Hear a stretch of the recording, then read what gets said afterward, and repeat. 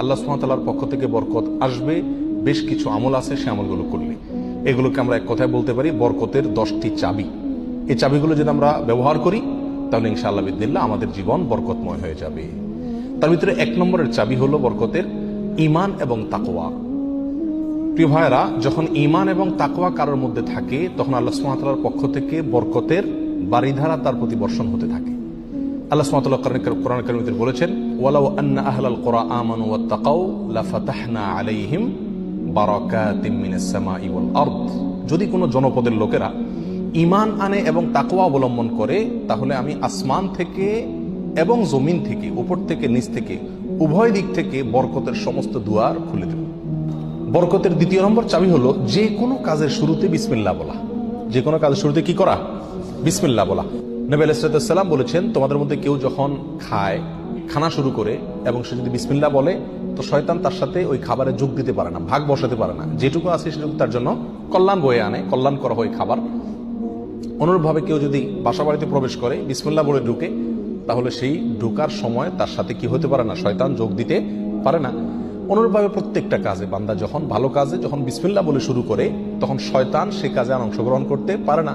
আর শয়তান যখন ইন্টারফেয়ার করতে পারে না তাহলে আল্লাহ সুবহানাহু ওয়া তাআলার পক্ষ থেকে সেখানে বরকত আসা খুবই সহজ হয়ে যায়, এটাই স্বাভাবিক। অতএব বিসমিল্লাহর পরিমাণ বেশি বলা। 3 নম্বর বরকতের চাবি হলো ভাই কোরআনে কারীমের সাথে সম্পৃক্ততা বাড়ানো। যে যত বেশি কোরআনের সাথে সম্পর্ক গড়বে তার জীবনে তত বেশি বরকত নেমে আসবে। যে ঘরে কোরআন তেলাওয়াত হবে, কোরআনের চর্চা হবে, কোরআনের শেখা হবে, কোরআন বুঝাবুঝি হবে, কোরআনের উপর আমল করার প্রবণতা থাকবে, অভ্যাস থাকবে, সেই ঘরে আল্লাহ সুবহানাহু ওয়া তাআলার বরকত তত বেশি আসবে। বরকতের 4 নম্বর যে চাবি আছে সেটা হলো ভাই সাদাকা করা, দান করা। কি করা? দান করা, সাদাকা করা। সাদাকা এবং দান করলে বহু হাদিস থেকে বোঝা যায়, জানা যায় যে বিপদ আপদ দূর হয়ে যায়। আমাদের যে কোনো কাজ থেকে, যে কোনো অর্থকড়ি থেকে, যে কোনো উপার্জন থেকে আমাদের কল্যাণটা আসে না, এর একটা বড় কারণ হলো বিপদ এসে যায়। আমি একটা দোকানদারি শুরু করলাম, একটা বিপদ এসে গেল, তাহলে আমার সেখান থেকে কল্যাণটা আর আসলো না। তো বরকত যদি আপনি চান প্রত্যেকটা বস্তুতে, প্রত্যেকটা জিনিসের কল্যাণ আসুক, উপকার হোক জিনিসটা আপনার জন্য, অল্প ছোট চাকরি, অল্প আয়, ছোট ব্যবসা, এর ভিতরেই আল্লাহ তাআলা কল্যাণ দিয়ে দেখ। আপনি যদি চান তাহলে আপনাকে কি করতে হবে? সাদাকার অভ্যাস করতে হবে, দান। নাম্বার 5, বরকতের 5 নম্বর চাবি হলো ভাই আত্মীয় স্বজনের সাথে সম্পর্ক ভালো রাখা। এটা বহুল পরীক্ষিত একটি আমল ভাই। আত্মীয় স্বজনের সাথে যে যত বেশি সম্পর্ক ভালো রাখে, মা বাপ, ভাই বোন, ফুফু, চাচা, কাছের লোকজন, রক্ত সম্পর্কীয় লোক যারা, বিশেষ করে তাদের সাথে যে যত বেশি সম্পর্ক ভালো রাখে এবং তাদের সাথে সম্পর্ককে নষ্ট করে না, তারা যদি দুর্ব্যবহার করে তো নিজের পক্ষ থেকে ভালো ব্যবহার করার চেষ্টা করে, তো এই লোকের জীবনে আল্লাহ তাআলা বরকত দান করেন। এটা পরীক্ষিত বিষয়। নাম্বার 6, বরকতের 6 নম্বর চাবি হলো ভাই সকালবেলায় ভোরে ভোরে কাজে যাওয়া। নবী আলাইহিস সালাম দোয়া করেছেন, আল্লাহুম্মা বারিক লি উম্মতি ফি বুকুরিহা, আল্লাহ আমার উম্মতকে সকালবেলা আপনি বরকত দান করবেন। নাম্বার 7, বরকতের 7 নম্বর চাবি হলো ভাই নিজে 5 ওয়াক্ত সালাত আদায় করতে হবে এবং পরিবারের লোকদেরকে সালাতের নির্দেশ করতে হবে। নাম্বার 8, বরকতের 8 নম্বর চাবি হলো ভাই তাওয়াক্কুল করা, আল্লাহর উপরে, আল্লাহর উপরে ভরসা করা। মুমিন যত বেশি আল্লাহর উপরে ভরসা করবে আল্লাহ তাআলা তত বেশি তাকে সাহায্য করবে। আর আল্লাহর প্রতি ভরসা যত কমে যাবে, আস্থা যত কমে যাবে, নির্ভরতা যত কমে যাবে, দুনিয়ার কোনো বস্তুর প্রতি যখন আস্থা বেশি হয়ে যাবে আল্লাহ তাআলা তাকে ওই বস্তুর হাতেই বিদ্যুৎ করে ছাড়েন। এটাই আল্লাহ সুবহানাহু ওয়া তাআলার সুন্নাহ। বরকতের জন্য 9 নম্বর আমল হলো বেশি বেশি ইস্তেগফার করা। কি করা ভাই?